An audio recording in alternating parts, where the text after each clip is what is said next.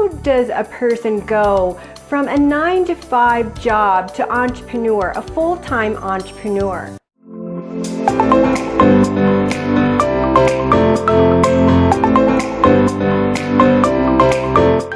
It's time for question and answer.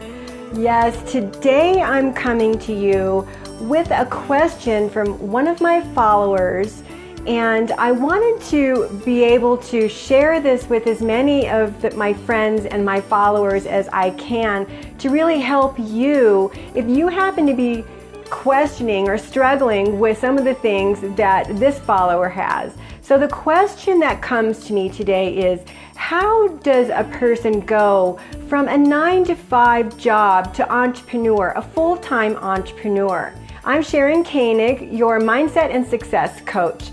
And often people will come to me with questions, and I love to be able to share them with as many people as I can to help as many people as I can.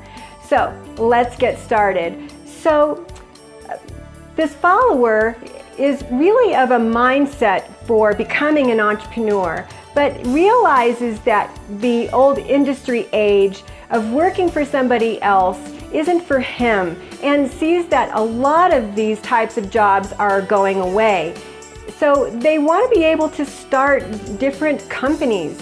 The wife wants to have a business, the husband wants to have a business, but they can't see themselves constantly working in a 9-to-5 or a corporate job for very much longer while they have these dreams of becoming an entrepreneur. So how is it that you can move into an entrepreneur journey full-time if you're working in your 9-to-5? So I want to make sure that I'm talking with you about this so that you don't make some of the mistakes. So I've been in business for 25 years, and one of my first business was a full-service computer firm. It was basically business to business, and we had that business basically a year before we started earning $500,000. So this was back in the 90s, and the world was very, very different, of course. And then I moved into the online business later on in the late 90s, early 2000. So this is something where I learned a lot about both types of business. So I was able to learn about working with business to business, working with consumers, and working online to help people. So I want to be able to share with you some of the things that we struggled with in the first part of our experience, and that was being exhausted. So here you are, you have the idea of a new company, a new business, and you are becoming exhausted, and you have high hopes and high dreams in how it is you want to make your new business your full-time job, your full-time gig. But how do you transition out of that 9-to-5, right? This is something that is very nerve-wracking for a lot of people because they can only keep up that pace for just so long. So one of the things that I want to bring up right away is something that a lot of entrepreneurial type mindset people don't want to hear, and that is planning. I know, it's an ugly word, right? It is something that is absolutely necessary. You see, the people believe that sitting down with the planning process of how it is they are going to leave their 9-to-5 and move into their new company is something that they don't want to do. They don't want to take the time to do it. They feel like, I'm already so busy, I don't have time for this planning. And this is really short-sighted thinking. So I want to challenge you that if you are in a 9-to-5 grind and you really want to become an entrepreneur, you want to make your side gig your full-time gig, then you've got to sit down and think about the marketing that you're going to be doing. You've got to think about your strategy for how it is you're going to leave your 9-to-5. So a little story with the very first brick and mortar business that I had. When we leased our space, the manager of that complex, it was in a plaza, told me as I was signing my lease that I needed to, in order to be approved, I had to have 12 months of marketing, of my sales, promotions, different things like that. So 12 months I had to come up with. And you think about your Christmas sales, after Christmas sales, right? Valentine's sales and all of these kinds of things. And so when we think about entrepreneurship, we don't think about that. We don't think about taking that time to plan, but we most certainly have to. It's very short-sighted to think that we're just going to hit the ground running and not give any planning to your sales, your promotions, your products, or anything like that. But that is exactly what a lot of people do. So it's wonderful at the same time that people want to just hit the ground running and they just want to open up their business and just start making money. But there's so much more that goes into it, and that is the planning, that dirty word. So I challenge you to sit down and think about all of the different marketing strategies and what type of promotion that you can plan out over the next year. There, I said it, it's a year. So here we are on social media, for example. And for those that are online entrepreneurs, we typically recommend that you go 60 and 90 days out for your marketing, for your promotion. But brick and mortar businesses, you know, clearly they have a lot more at stake. So they want to have at least a year for their marketing and promotion. Be sure to say hello to me if you are dropping in. We are answering questions today. So today's question is, how do you go from the 9-to-5 grind to becoming an entrepreneur? So the first part of that is planning. Planning your marketing and planning your promotions. And that is something a lot of people don't want to do. But the second part of that is we want to be able to have enough money saved up in the bank. So people wonder, how much money do I have to have in the bank before I can leave my 9-to-5 job and make my entrepreneur journey my full-time gig? Well, it's typically 3 months. Your 3 months of your expenses. Now, one of the things that you want to do is you want to cut back on as many of your expenses as possible if you're really serious about changing. And this is something a lot of people don't want to do because they're very comfortable in the lifestyle that they've created for themselves. And I don't blame them at all, because this is, after all, something that they have worked very hard on. This is something that you are really interested in, scaling your business, moving from the 9-to-5 grind and to becoming bigger. Well, the first thing that you have to do is understand that even millionaires, when they were first getting started, people realize that what they have to do is they have to cut back on their personal expenses. And sometimes it's a little bit more painful than they want to do.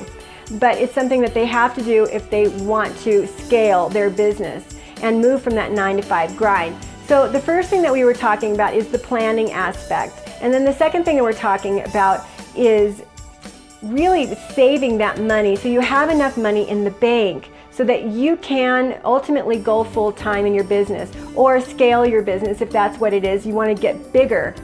But the other part of saving is also just not spending. It's simply reducing your expenses. And a lot of people don't really want to talk about reducing their expenses because it's just too painful. They can't go out and they can't enjoy certain things. But it's all about beans and rice and beans, baby.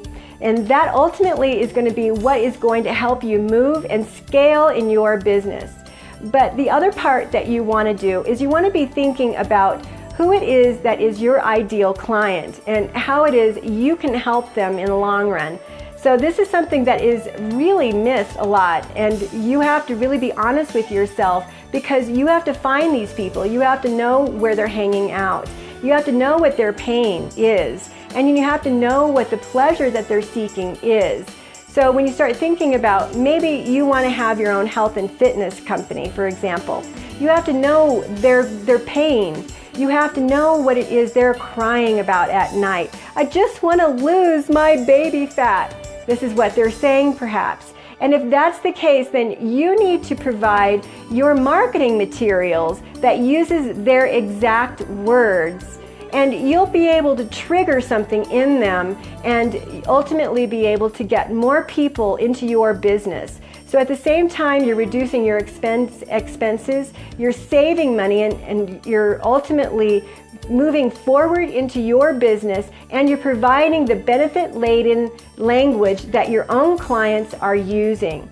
So these are the tricks that I would suggest if you are trying to move from your 9-to-5 grind and into entrepreneurship. It is not an overnight process. This could actually take years for some people, depending upon how much time they want to invest in this journey and how much they're willing to save and how much they're willing to not spend money. So saving and spending money seem like they're two different things, but they could be one and the same in a sense, right? But it talks about how comfortable you are in that lifestyle. And this is what will hold people back the most, is because they're not willing to change their lifestyle. They're not willing to take that money that they're earning and put it into advertising, for example, or reinvesting it in some way into their business. So when you're listening to clients, for example, you want to know what it is they want so that you can give it to them. And this is going to help you grow. The other part of that is you want to make sure that you're networking with people. So whatever type of industry that you're hoping to move into, maybe it's your side gig, we have to stop being a fly on the wall. And what I mean by that is a lot of people are very shy. They have issues with self-confidence. And this is really holding a lot of people back. So if you really want to move from your 9-to-5 grind into having your own business, you've got to be able to expand your opportunities and work with people that you never thought you would. Sometimes it means that you have to go out in the real world and network with people. Sometimes it's all online. If you've been following me for any amount of time, you know I'm exclusively an online entrepreneur. But I have owned brick and mortar businesses since back in the early 90s. So I have an idea of what it takes from both sides. So I can tell you that you've got to take your money, reinvest it. You've got to open up your mind and network with people that you never thought you would. And you can have like partnerships with people. So having partnerships with people is so powerful.